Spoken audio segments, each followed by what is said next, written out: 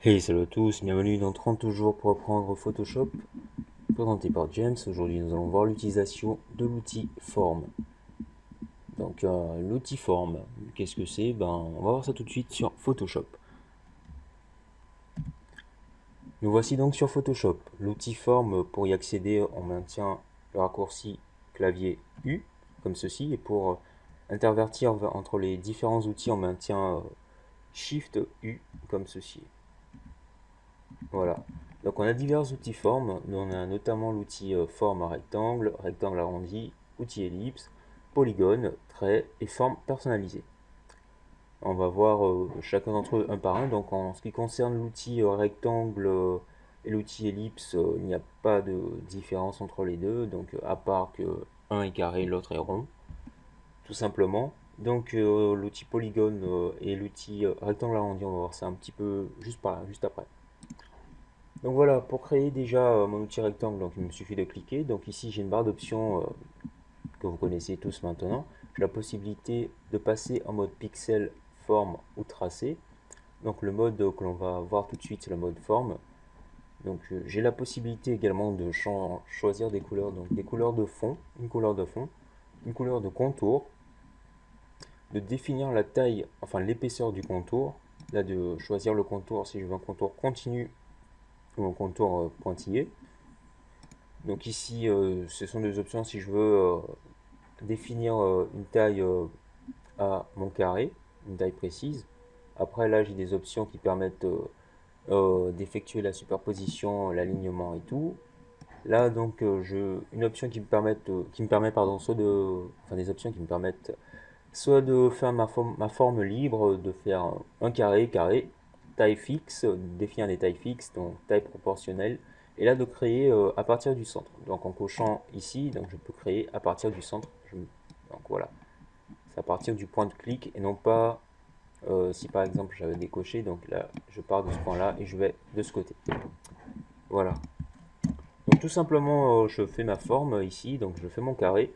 Là, je peux donc, en sélectionnant ici mon rectangle, modifier l'épaisseur mètre 15 par exemple, modifier l'épaisseur du contour, changer la couleur du contour, notamment ici. Donc, ce sont des options qui sont ici, donc notamment le contour, là, modifier la couleur du contour et contour en pointillé, c'est propre à Photoshop CS6. Donc, si vous n'avez pas, ne soyez pas perturbé, c'est sur Photoshop CS6, c'est tout.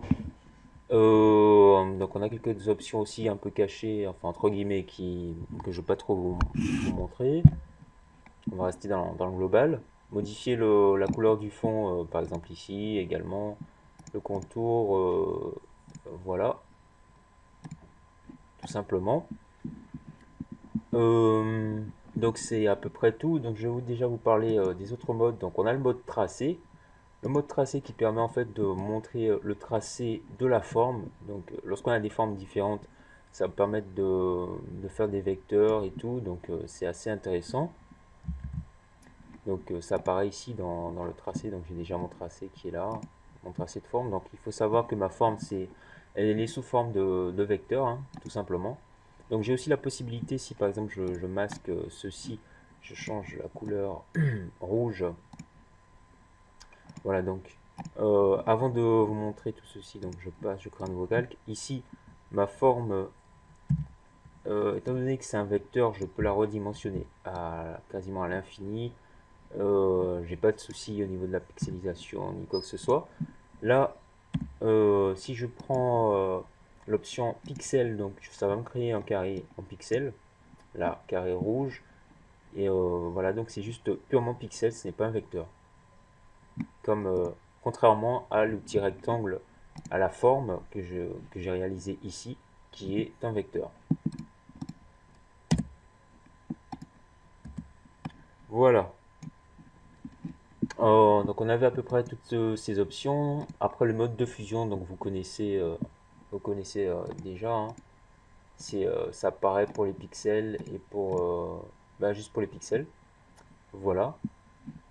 Donc pour le tracé, on verra ça dans un autre tuto lorsque je vais parler de, enfin dans une autre émission lorsque je vais parler de la plume. Après, c'est un peu tout, donc voilà quoi. Je peux faire plusieurs formes, ils apparaissent sur divers calques à chaque fois et tout. Donc voyons maintenant l'outil ellipse, hein. Après, comme vous savez, pour faire un parfait carré, une parfaite ellipse, il suffit de maintenir Shift enfoncé. Et c'est tout bête, tout simple, hein. Donc l'outil ellipse, c'est pareil, c'est du même genre, quoi. C'est vraiment basique. Donc je passe assez rapidement. C'est les mêmes choses. Donc passons maintenant à l'outil. Donc on va revenir à l'outil rectangle, que vous regardez un peu la barre d'options. Et là sur l'outil rectangle arrondi, donc j'ai une nouvelle option qui apparaît, c'est notamment le rayon. Donc le rayon en fait qui va vous permettre de modifier. Donc là si je crée, je change la couleur, hein, comme ceci. Je fais un nouveau. Donc ici je suis parti du centre, décocher ça. Je crée un nouveau rectangle. Donc on voit déjà que les bords sont arrondis contrairement au précédent.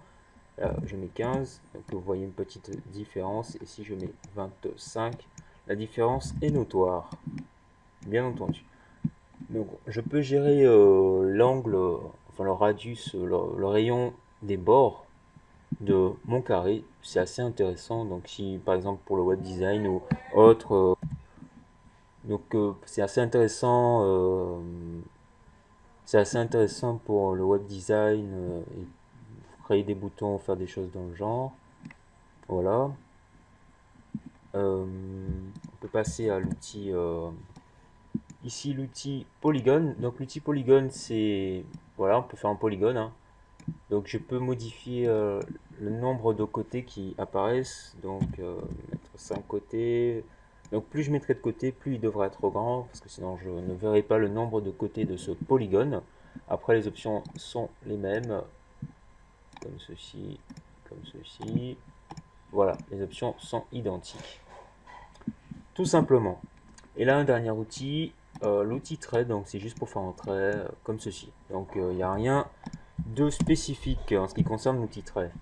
Ensuite, là, le plus intéressant, c'est l'outil forme personnalisée. Pourquoi? Parce qu'on a tout un panel de formes personnalisées qui sont propres à Photoshop. Donc ici, tout plein de formes, donc des petits lapins, chiens, chats, des pattes, des empreintes d'animaux, des voitures, des vélos, des choses assez stylées. Donc si par exemple vous voulez faire un petit copyright, on a même le yin et le yang.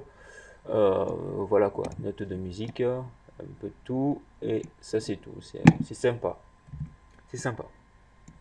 Je peux également modifier mes formes. Donc pour modifier, mes formes sont en fait composées de points de tracé. Donc c'est pour ça que ce sont des vecteurs. Grâce à l'outil de sélection de tracé, donc ici, en cliquant sur mon point, je vois les différents points de tracé qui correspondent à ma forme. Donc je peux déplacer ici, donc déplacer des points de tracé en faisant une sélection, ou prendre juste l'outil de sélection comme ceci, modifier, faire des modifications, faire une sélection unique comme ceci, donc modifier à ma guise. Donc un carré, je peux le déformer, le changer comme je veux. Après donner l'effet que je veux. Donc ça paraît assez sympa là, ça fait une sorte de petit signe ok, dans le genre quoi. Voilà. Donc ensuite, donc, comme je l'ai dit, les tracés ils apparaissent ici. Donc comme étant donné que si vous êtes un peu débutant et tout, vous verrez tout ceci dans le prochain tuto qui va parler de l'outil plume. Je peux aussi faire une sélection, donc faire ma sélection, mon tracé et tout. Et voilà, donc il n'y a plus grand chose à dire sur les formes, on a vu ça assez rapidement. On a plusieurs possibilités pour créer des formes. Les formes, ce sont des vecteurs. On a la possibilité d'utiliser les formes en tant que pixels, tout simplement. Gérer les options des formes, ici modifier, donc propre à CL6, ensuite les couleurs. C'est à peu près tout, je rentre pas trop dans les détails. Ici j'ai dit que c'était pour centrer et tout. Et mais voilà quoi. Donc c'est tout simple. Voilà. Donc merci d'avoir regardé. On va voir ce qu'on a appris aujourd'hui. Donc aujourd'hui, vous avez vu comment créer une forme, à quoi servent les formes, vous avez vu un peu les différentes formes, vous avez vu un petit peu en gros comment vous amuser un peu sur Photoshop, hein, engayer vos compositions et tout, ajouter un peu de gaieté. Donc voilà, si vous n'avez pas Photoshop CS6, c'est dommage. Je vous invite, si vous pouvez l'avoir, de l'avoir, hein, voilà. Et voilà. Donc merci d'avoir regardé cet épisode. On se retrouve dans le prochain ou dans les prochains épisodes, puisqu'il en reste encore quelques-uns. Et partagez, commentez, posez des questions et tout. Et thanks to watching guys and peace out.